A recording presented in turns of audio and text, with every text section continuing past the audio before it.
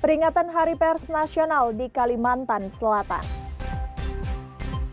Warga di Samarinda keluhkan sulitnya dapatkan gas LPG subsidi.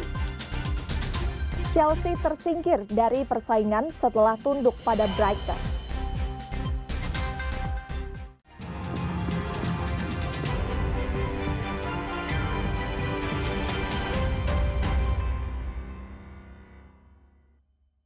Selamat pagi saudara, Kompas TV, independen terpercaya. Senang kembali berjumpa dengan Anda Selasa 11 Februari 2025.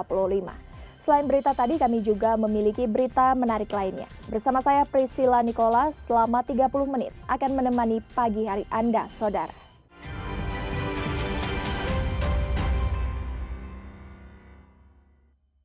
Mengawali berita pagi ini, saudara, Hari Pers Nasional di Kalimantan Selatan menjadi panggung refleksi bagi insan pers untuk terus berkontribusi bagi pembangunan bangsa. Hari Pers Nasional kali ini bertema pers mengawal ketahanan pangan untuk kemandirian bangsa. Puncak Hari Pers Nasional di Kalimantan Selatan dibuka dengan pemukulan tambur, menandakan komitmen Kalsel dalam mendukung pembangunan nasional sebagai gerbang logistik Kalimantan. Ketua Umum Persatuan Wartawan Indonesia (PWI) Pusat, Henry Hairudin Bangun, menegaskan pers harus terus berkembang dan menyesuaikan diri dengan tuntutan zaman. Henry mengingatkan agar PWI tetap mengutamakan independensi dan peran kritisnya, terlebih dalam menyoroti kebijakan yang dapat merugikan masyarakat. Jadi salah satu kata kuncinya adalah adaptasi dan meningkatkan mutu dan kualitas. Ya. Jadi banyak sekali gagasan yang disampaikan kemarin yang intinya adalah bahwa kalau kita tidak relevan, tidak aktual dengan perkembangan di luar, maka kita akan habis. Padahal sebagai pilar keempat demokrasi, media massa masih penting meskipun media sosial sudah sedemikian masuk ke dalam ruang-ruang publik, ya, ke ruang pribadi kita. Hadir dalam kegiatan Hari Pers Nasional, Menteri Kebudayaan Republik Indonesia Fadly Zon menekankan peran pers tidak terbatas pada penjaga demokrasi, namun juga sebagai penjaga memori kolektif bangsa, termasuk memiliki peran strategis pers dalam mengawal ketahanan pangan dan kemandirian bangsa. Dan saya kira peran pers ini sangat penting, terutama bagaimana memberikan informasi yang akurat, dan lebih dari itu juga tentu dalam rangka untuk memberikan literasi dan juga penguatan ya terhadap berbagai kebijakan itu terkait dengan ketahanan, kemandirian, dan kedaulatan pangan kita ke depan. Hari Pers Nasional kali ini menjadi bukti bahwa peran pers semakin vital dalam menjaga keberlanjutan pembangunan nasional. Ketua PWI Kalimantan Selatan Zainal Helmi juga kerap kali berpesan seiring dengan rencana pembangunan Ibu Kota Nusantara.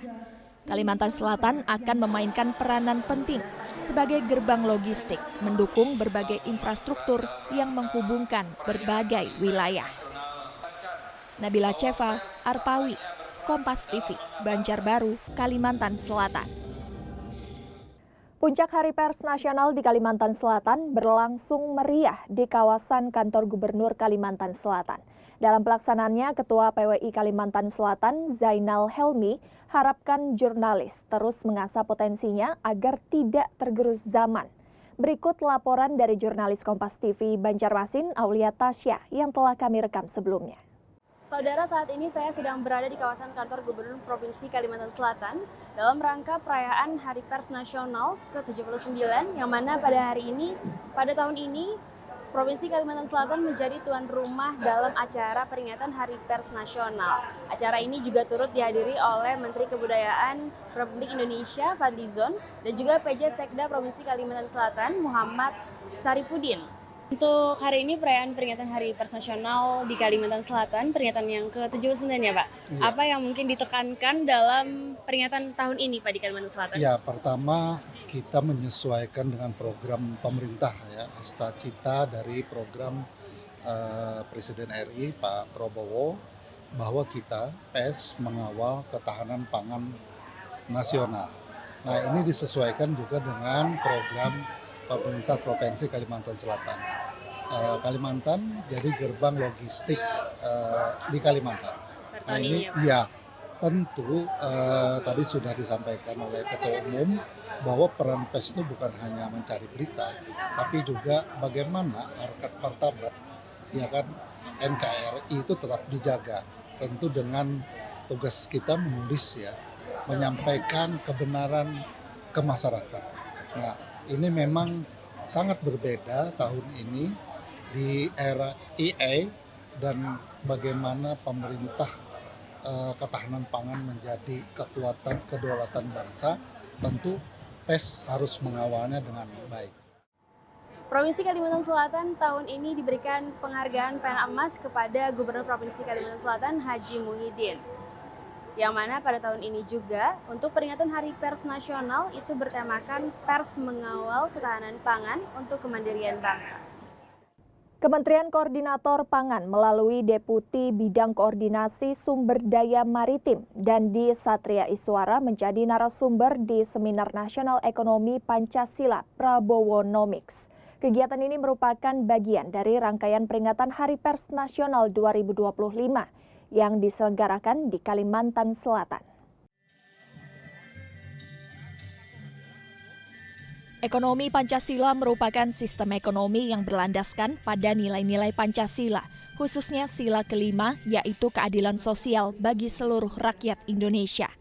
Sementara itu, Prabowonomics merupakan istilah yang digunakan untuk menggambarkan visi ekonomi yang diusung oleh Prabowo Subianto, khususnya dalam memperkuat ketahanan pangan Indonesia.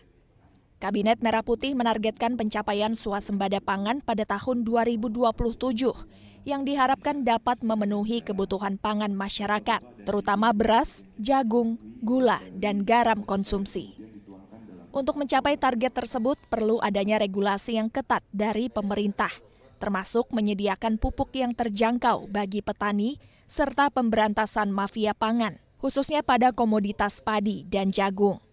Pers memiliki peran strategis dalam mencapai target swasembada pangan pada tahun 2027, yaitu dalam hal meningkatkan literasi pangan masyarakat melalui pemberitaan yang akurat dan mudah dipahami, seperti mempromosikan inovasi dan teknologi pertanian guna meningkatkan produktivitas serta efisiensi.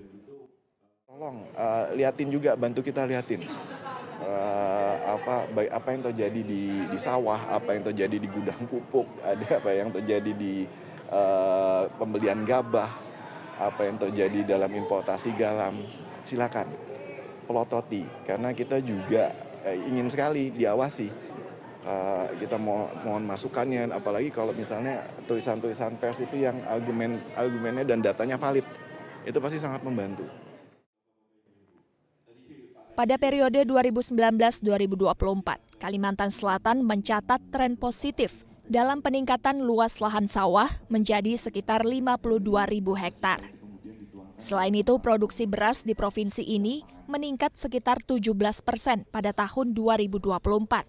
Pencapaian ini didukung oleh program cetak sawah dan brigade pangan yang melibatkan kaum milenial. Naufal Rafif, Kompas TV, Banjarmasin, Kalimantan Selatan. Saudara petani sayur di Landasan Ulin Utara terpaksa memanen sayuran di lahannya sebelum waktunya. Hal ini untuk menghindari tanaman sayur terendam di musim hujan ini, meski membuat harga jualnya turun.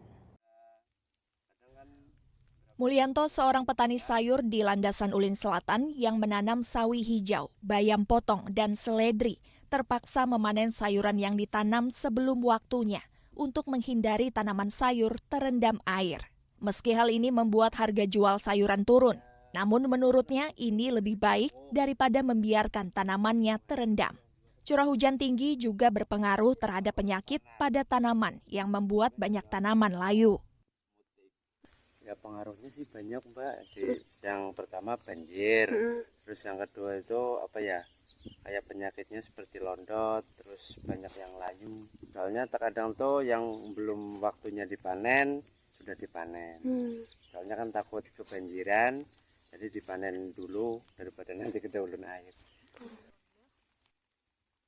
Saat ini sawi hijau dijual Rp2.500 sampai Rp3.000 per ikat. Sekali panen, petani bisa menghasilkan sekitar 200 ikat sawi di 8 balur media tanam yang dikerjakan. Nabila Ceva, Kompas TV, Banjarbaru, Kalimantan Selatan.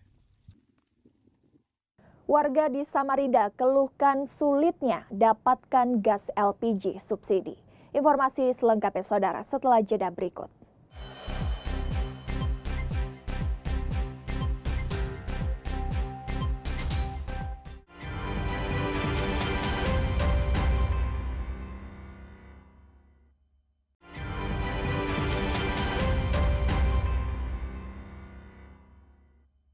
Terima kasih Anda masih bersama kami di Kompas Kalsel, saudara. Ditutupnya TPA Basirih membuat sejumlah TPS di kota Banjarmasin mengalami peningkatan volume sampah signifikan. Tak terkecuali di TPS yang berada di Pasar Sentra Antasari. Beginilah kondisi TPS yang berada di Pasar Sentra Antasari, kota Banjarmasin. Sampah tampak meluber sehingga mengganggu aktivitas pedagang maupun pengunjung pasar, baik pejalan kaki maupun pengendara. Kondisi ini sudah terjadi beberapa hari terakhir pasca ditutupnya TPA Basirih oleh Kementerian Lingkungan Hidup. Pengurangan frekuensi pengangkutan sampah ke TPA menjadi salah satu penyebab menumpuknya sampah. Pasca ditutupnya TPA Basirih, pengangkutan ke TPA hanya dilakukan selama 1 kali, yang sebelumnya 2 kali. Kalau saran saya, pekerjanya jangan cuma 2-3 orang, supirnya jangan cuma 2 truk, biar cepat selesai.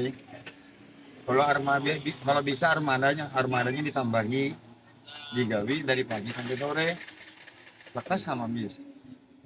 Ini kalau tumpuk kayak gini nanti ditambah lagi sama pasar tuh numpuk lagi, ditambah numpuk lagi. Nggak habis, nggak kelar-kelar kayak gini nih. Kasihan orang yang jualan juga. Kurangnya penyediaan bak sampah juga menjadi penyebab sampah meluber hingga ke jalan di dalam pasar ini.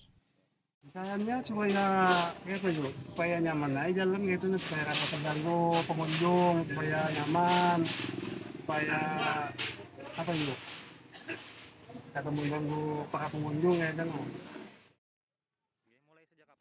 Pedagang pasar berharap pemerintah bisa segera mengatasi permasalahan menumpuknya sampah karena kondisi ini menimbulkan bau tak sedap dan dapat menjadi sumber penyakit. Naufal Rafif, Kompas TV, Banjarmasin, Kalimantan Selatan. Salah satu pengecer di Samarinda, Kalimantan Timur masih kesulitan mendapatkan LPG untuk dijual. Bahkan karena terbatasnya pengiriman, pengecer alami kekosongan gas untuk dijual.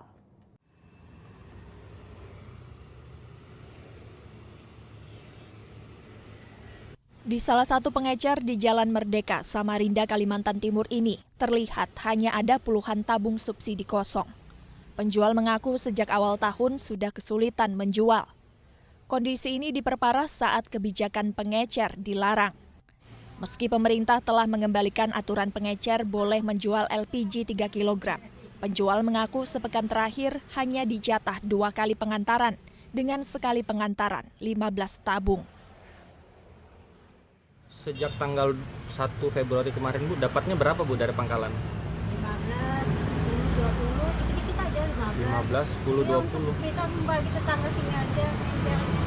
Nah ini udah, kalau di warung Ibu udah berapa lama ini kosongnya? Kosongnya udah lama, sering udah datang. Oh sering nggak datang? Kadang-kadang seminggu tuh 2 minggu udah ada. Kalau seminggu terakhir ini Bu? Saja. Seminggu terakhir ini? Seminggu terakhir 2 kali aja.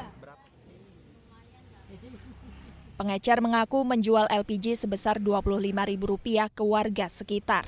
Namun saat ini puluhan tabung di pengecer ini kosong. Rijal Mustafa, Jasmine Jafar, Kompas TV, Samarinda, Kalimantan Timur. Warga di kota Samarinda, Kalimantan Timur masih terlihat antre LPG 3 kg di pangkalan. Warga menyebut jika membeli di pengecer, harganya pun mencapai Rp40.000 per tabung. Warga di Samarinda, Kalimantan Timur ini antre di salah satu pangkalan LPG 3 kg hingga berjam-jam lantaran stok LPG masih langka. Warga menyebut enggan membeli di pengecer lantaran harga LPG mencapai Rp40.000 per tabungnya. Namun jika antri, warga hanya cukup membawa KTP untuk menukar gas LPG dengan harga Rp18.000. Kenapa nggak beli di pengecer, Bu? Pengecer Mahal, Mas. mahal. 40, Mas. 40, 35. Kemarin aja suamiku beli harga 35, isinya nggak sampai separuh. Oh, susut Bu ya berarti. Nah, kalau beli di sini Bu, harganya berapa? Di sini harganya 18, harga normal. Pakai syarat nggak ada bawa KTP gitu? KTP aja. Oh, syaratnya KTP. Sementara pengecer mengaku sulit mendapat stok LPG. Kalau ada kan jadi masalah, aku biar untung 2-3 ribu pada jadi masalah. Yang penting ada barangnya, kada dipersoalkan orang, gitu nah. Ya, kalau Bapak jual kembali berapa? Jual kembali itu pada tentu, kadang-kadang ada yang 30, kadang-kadang 28. Biasa aku terus terang aja. Nih waktu nampati wadahnya sebelah ini 1.000 sebiji untungnya. Ayo. Masyarakat berharap pemerintah mampu mengatasi kelangkaan LPG hingga di tingkat pengecer. Rijal Mustafa, Jasmine Jafar, Kompas TV, Samarinda, Kalimantan Timur.